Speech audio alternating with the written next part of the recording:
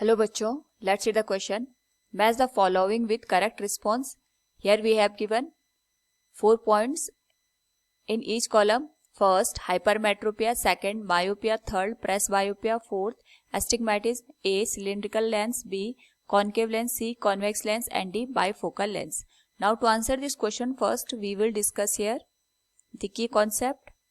And here the key concept will be human eye defect. तो जो हमारे पास human eyes होती हैं उनमें डिफरेंट पार्ट्स होते हैं to formation of image on the retina. इसमें से इंपॉर्टेंट पार्ट होता है कन्वर्जिंग लेंस का, जो कि प्रोटीन का बना होता है. लेकिन कभी हमारे पास जो आईबॉल का साइज है या फिर कन्वर्जिंग लेंस की यहाँ पे पावर होती है, उसमें डिफरेंट चेंजेस आ जाते हैं, जिसकी वजह से जो इमेज होती है वो क्लियरली दिखाई नहीं देती है. उसे हम यहाँ पे ह्यूमन आई डिफेक्ट का नाम देते हैं. तो अकॉर्डिंग टू द क्वेश्चन अगर हम यहाँ पे ऑब्जर्व करें, फर्स्ट पॉइंट हमें दे रखा है हाइपरमेट्रोपिया के बारे में. तो जो पर्सन यहाँ पे हाइपरमेट्रोपिया से सफर करता है, उस पर्टिकुलर केस में जो यहाँ पे नियर बाय ऑब्जेक्ट्स होते हैं वो क्लियरली दिखाई नहीं देते, लेकिन जो फार ऑब्जेक्ट्स होते हैं वो हमें क्लियरली दिखाई देते हैं. ऐसा इसलिए होता है क्योंकि यहाँ पे जो आई लेंस होती है, इसकी जो कन्वर्जिंग पावर होती है ये यहाँ पे कम हो जाती है. तो जब भी हम नियर बाय ऑब्जेक्ट्स को देखेंगे तो यहाँ पे ये जो भी लाइट रेज आएंगी उसको रेटिना पे ना फोकस करके उसके बाद किसी पॉइंट पे जाके ये फोकस कर देती है, जिसकी वजह से जो इमेज है वो हमें क्लियरली दिखाई नहीं देती है. या फिर ऐसा भी हो सकता है कि हमारे पास जो रेटिना का साइज है या फिर हम कह सकते हैं जो आईबॉल का साइज है वो यहाँ पे डिक्रीज हो जाता है. दोनों ही केसेस में जो इमेज होती है वो रेटिना के बाद किसी पॉइंट पे जाके बनती है. नाउ अगर हमें यहाँ पे इसको करेक्ट करना है तो ऐसा लेंस चाहिए होगा जो कि इसकी पावर को यहाँ पे इंक्रीज कर पाए. और कन्वर्जिंग पावर को बढ़ाने के लिए हम यहाँ पे एक और कन्वर्जिंग लेंस यानी कॉन्वेक्स लेंस का यूज करेंगे, जिसकी वजह से जो हमारे पास आई लेंस है इसकी कन्वर्जिंग पावर यहाँ पे बढ़ जाएगी by the combination of these two lenses. तो जो भी ऑब्जेक्ट हम यहाँ पे देखेंगे वो पहले यहाँ पे कॉन्वेक्स लेंस से पास होगी तो वो इसे कन्वर्ट्स कर देगा. अगेन जो हमारे पास ह्यूमन आई लेंस है वो भी लाइट रेज को कन्वर्ट्स कर देगा और बाद में जो भी इमेज बनेगी वो रेटिना पे हमें यहाँ पे क्लियरली दिखाई देगी. So we can use the convex lens to correct the hypermetropia. Second point हमारे पास दे रखा है मायोपिया के बारे में.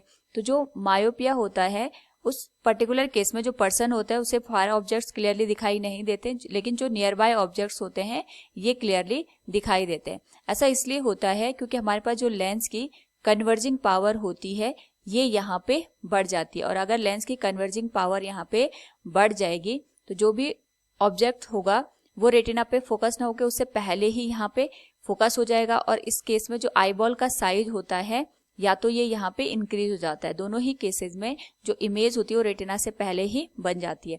नाउ यहाँ पे हम अगर मायोपिया को करेक्ट करना चाहते हैं तो उसके लिए हमें ऐसा लेंस चाहिए होगा जो कन्वर्जिंग पावर को कम कर पाए. तो इसको करेक्ट करने के लिए हम यहाँ पे कॉनकेव लेंस का यूज करते हैं. नेक्स्ट हमारे पास है यहाँ पे प्रेसबायोपिया. तो अगर हम बात करें यहाँ पे प्रेसबायोपिया की तो ये जनरली यहाँ पे ओल्ड एज पर्सन्स में देखने को मिलता है, क्योंकि यहाँ पे जो ओल्ड एज पर्सन्स होते हैं उनकी जो सिलियरी मसल्स होती हैं ये यहाँ पे वीक हो जाती है. And we also know that ciliary muscles में ही कॉन्ट्रैक्शन और रिलैक्सेशन की वजह से जो फोकस लेंथ होती है लेंस की वो कम या ज्यादा होती है. लेकिन इन्हीं में यहाँ पे अगर प्रॉब्लम क्रिएट हो गई तो जो पर्सन होता है उसको ऑब्जेक्ट यहाँ पे चाहे हमने पास में रखा हो चाहे बहुत दूर रखा हो, उसकी जो इमेज होती है वो या तो रेटिना से पहले दिखाई देती है या तो रेटिना के बाद में. यानी जो प्रेसबायोपिक पर्सन होता है वो हाइपरमेट्रोपिया और मायोपिया दोनों से सफर करता है. तो ऐसे केसेस में हम यहाँ पे बायफोकल लेंस का यूज करते हैं. बायफोकल लेंस का मतलब ये होता है कि हम स्पेक्टेकल्स में ऐसे लेंसेज लगाते हैं जिनमें कॉन्वेक्स लेंस का भी यूज हो और कॉनकेव लेंस का भी यूज हो. इस केस में हम यहाँ पे जो बॉटम साइज होता है स्पेक्टेकल्स का उसमें कॉन्वेक्स लेंस का यूज करते हैं और जो अपर साइज होता है उसमें कॉनकेव लेंस का यूज किया जाता है. नेक्स्ट यहाँ पे हमसे पूछा गया अबाउट द एस्टिग्मेटिज्म.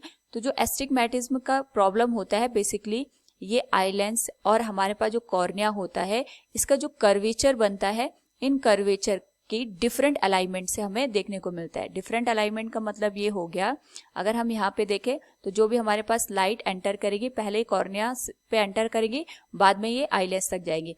लेकिन अगर हम यहाँ पे देखें तो कॉर्निया का पोर्शन है इसमें भी यहाँ पे कर्वेचर हमारे पास बन रहा है इस तरीके से.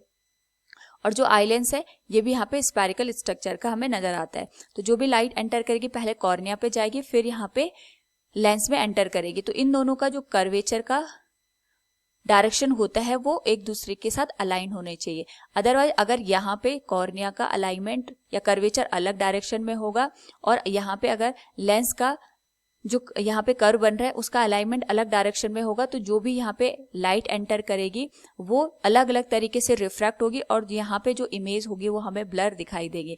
तो हम यहाँ पे कह सकते हैं कि जो एस्टिग्मेटिज्म होता है, एस्टिग्मेटिज्म का जो यहाँ पे डिफेक्ट प्रोड्यूस होता है that is due to the different curvature of the cornea and the human eye lens. तो इसको यहाँ पे करेक्ट करने के लिए हम यहाँ सिलेंड्रिकल लेंस का यूज करते हैं।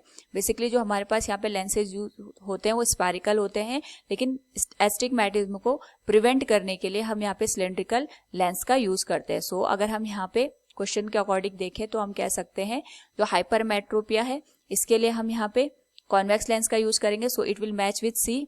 मायोपिया को करेक्ट करने के लिए we will use concave lens, it will match with B. Presbyopia के लिए बाइफोकल लेंस का यूज किया जाएगा, it will match with D.